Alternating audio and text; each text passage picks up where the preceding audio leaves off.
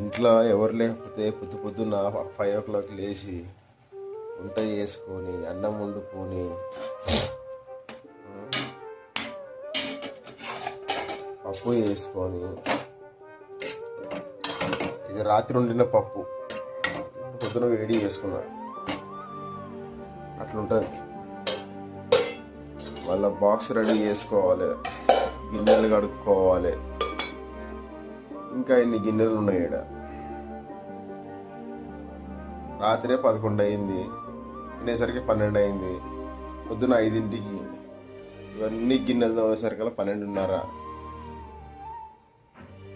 Night 11 పడుకుంటే పొద్దున మళ్ళీ 5ంటికి లేచి మళ్ళీ అన్నం వండుకో, పప్పు వేడి చేసుకో, బాక్స్ కట్టుకో. ఇంకా స్నానం ఎప్పుడు చేసేది, రెడీ అయ్యేది, డ్యూటీకి పోయేది. ఇంట్లో ఎవరు లేకపోతే చాలా కష్టం అబ్బా, చాలా కష్టం.